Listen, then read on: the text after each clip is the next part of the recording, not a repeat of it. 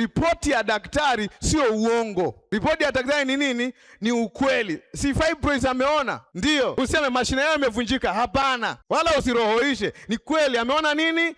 Fibroids. Au sio jamani? Kwa usianze kumbana na madaktari kwamba hujaona. Sawa, ameona. Sawa. Ila ameona nini? Ukweli wa kwanza. Lakini kuna ukweli mwingine ambao na yenyewe sio uongo. In fact, ukimwambia daktari juu ya ukweli wa pili, anaweza akafikiri wewe ni muongo. Lakini wewe usimuone yeye kwamba ni muongo. Mwambie kuna kiwango cha ukweli unajua, nikupeleke kwenye nini? Ukweli mwingine. Tuko sawa eh? Si ndio? Kwa ni sawa. Usikombane na watu wakikwambia ninavyoona mimi miaka ijayo watu wengi watakufa na njaa kwenye familia hii. Inawezekana amepitia trend, akasoma ramani, akasema hiyo ni nini? Ni kweli. Na ni kweli, akwambia akicheki kwenye familia yenu kuna trend ambayo inasomeka kabisa. Huyu akitokea huyu anaangukia hapa, akafuata mjomba hapa, shangazi hapa. Kwa hiyo inaonekana kabisa ni nini? Ni kweli.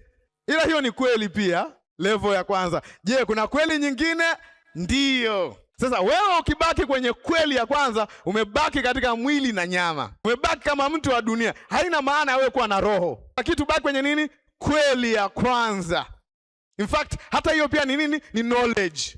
Na watu wanaweza wakaishi kwenye hiyo kweli ya kwanza.